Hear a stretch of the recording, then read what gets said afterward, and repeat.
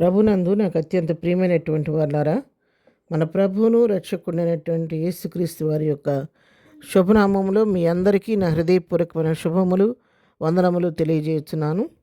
ఉదయకాల సమయంలో దేవుని వాక్యాన్ని ధ్యానం చేసుకుందాము. ఈరోజు వాక్య ధ్యానం కొరకు మనం తీసుకున్నటువంటి లేఖన భాగము ఇర్మియా గ్రంథము 39వ అధ్యాయం 18వ వచనం చదువుకుందాం. నీవు నన్ను నమ్ముకొంటివి కనుక నిశ్చయముగా నేను నిన్ను తప్పించెదను. నీవు ఖడ్గం చేత పడవు, దోపుడు సొమ్ము దక్కించుకున్నట్లు నీ ప్రాణమును నీవు దక్కించుకుందువు. ఇదే యెహోవా వాక్కు. ఆమేన్. దేవుడి వాక్యం ఉనికిలో దీవించి ఆశీర్వదించును గాక. ఈ వాక్య భాగాన్ని మరి ప్రభు యెహోవా దేవుడు మాట ప్రత్యక్షమై ఇర్మియాతో మాట్లాడుతున్నటువంటి మాటలు, బందీగృహంలో ఉన్నటువంటి ఇర్మియాతో మాట్లాడుతున్నటువంటి మాటలు ఇవి. ఎందుకంటే ఇర్మియాని కొంతకుముందు ప్రవచనం చెప్పినందుకు మరి ఆ ప్రవచనాన్ని బట్టి మరి తను తీసుకెళ్ళి బందీగృహంలో బంధించి వేశారు. తన బందీగృహంలో వేయబడిన సమయంలో ప్రభు తనను ఆదరిస్తూ మాట్లాడే మాటలు ఇవి. నువ్వు భయపడవద్దు, నన్ను నమ్ముకున్నావు కాబట్టి నేను నిన్ను రక్షిస్తాను, తప్పిస్తాను. నీ ఖడ్గం చేత పడవు, దోపుడు సొమ్ము దక్కించుకున్నట్లు నీ ప్రాణము దక్కించుకుంటావని ఇర్మియాతో ప్రభు మాట్లాడుతున్నటువంటి మాటలు ఇవి. అవును ప్రియారా, ఎవరైతే మన ప్రభు పైన ఆధారపడతారో, ఆయన వైపు చూస్తారో, ఆయన మీద మరి ఆనుకున్న వారిని దేవుడు ఎన్నడూ కూడా విడిచిపెట్టే దేవుడు కాదనమాట. తన యుద్ధకు వచ్చి వారిని ఎంత మాత్రం కూడా త్రోసివేసే దేవుడు కాదు. మరి ఇక్కడ 146వ కీర్తన 3వ వచనం మనం చదువుకుంటాము. రాజుల చేతనైనను నరుల చేతనైన రక్షణ కలుగదు, వారిని నమ్ముకొనకుడి. వారి ప్రాణము వెడలిపోవును, వారి మంటి పాలగుదురు, వారి సంకల్పములు నాడే నశించును. ఎవనికి యాకోబు దేవుడు సహాయుడగును, ఎవడు తన దేవుడైన యెహోవా మీద ఆశ పెట్టుకునో వాడు ధన్యుడు అని ఇక్కడ దేవుని వాక్యం సెలవిస్తూ ఉంది.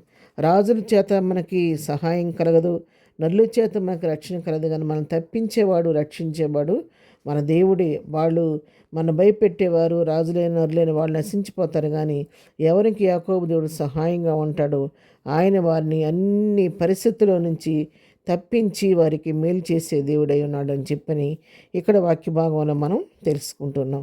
అదేవిధంగా కీర్తన గ్రంథం 37వ కీర్తన 40వ వచనం కూడా చూస్తే, యెహోవా వారికి సహాయుడై వారిని రక్షించును, వారు యెహోవా శరణుజొచ్చి ఉన్నారు గనుక ఆయన భక్తిహీనుల చేతిలో నుండి వారిని విడిపించి రక్షించును.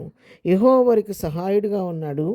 యెహోవాను శరణు ఇచ్చారు కాబట్టి వారు ఆయన భక్తిహీనుల చేతిలో నుండి వారిని విడిపించి మరి రక్షిస్తాడని చెప్పని ఇక్కడ కూడా వాక్య భాగాన్ని మనము గమనిస్తూ ఉన్నాము. తన ప్రజల యొక్క ప్రాణాన్ని ఆయన తన పైన ఆధారపడిన వారిని ఆయన ఎన్నడూ కూడా విడిచిపెట్టకుండా వారిని తప్పించి, భక్తిహీనుల చేతిలో నుంచి తప్పించి విడిపించే దేవుడై ఉన్నాడు. అదేవిధంగా కీర్తన గ్రంథంలోని 34వ కీర్తన 22వ వచనం కూడా చదువుకుంటే, యెహోవా తన సేవకుల ప్రాణమును విమోచించును, ఆయన శరణుజొచ్చిన వారిలో ఎవరునూ అపరాధులుగా ఎంచబడరు. చూసారు, ఇక్కడ ఆయన తన సేవకుల యొక్క ప్రాణాన్ని ఆయన విమోచించే దేవుడై ఉన్నాడు. ఆయన శరణుజొచ్చిన వారిలో ఎవరిని కూడా అపరాధులుగా ఎంచడని చెప్పేసి దేవుని వాక్యం సెలవిస్తుంది.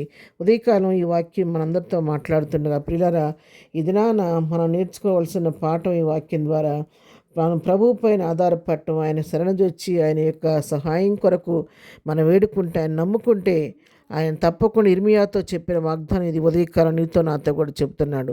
ఆయన తప్పకుండా నీవు నన్ను నమ్ముకున్నావు కాబట్టి నేను విడిపిస్తాను, నేను ఖడ్గం చేత పడకుండా తప్పిస్తాను, అన్ని పరిస్థితుల నుంచి విడిపిస్తానని చెప్పి వాగ్దానం చేసిన దేవుడు ఇదైనా మనకు కూడా అటు వాగ్దానం ఇస్తుండగా, ఎవరైనా సరే వాక్యం వింటున్న వారు ఎవరైనా సరే ఏదైనా శోధనలో చిక్కుకొని ఉన్నారా, బతిహీనుల వలన ఏదైనా మీకు భయంతో వారి భయం చేత మీరు ఏమన్నా భయపడుతున్నారా, వారు మమ్మల్ని ఏం చేస్తారంటే పిరికితనంతో ఒకవేళ బంధువుల వలన శోధించబడుతూ ఉన్నారేమో, ఒకవేళ ఉదయకాలం ప్రభు నీతో నాతో ఆయన మాట్లాడుతున్నాడు. ఆయన శరణుజొచ్చి ఆయన పైన మనం ఆధారపడితే తప్పకుండా ఆయన భక్తిహీనుల చేతిలో నుండి నిన్ను, నీ కుటుంబాన్ని, ప్రాణాన్ని విడిపించి నీకు మేలు చేసే దేవుడై ఉన్నాడు.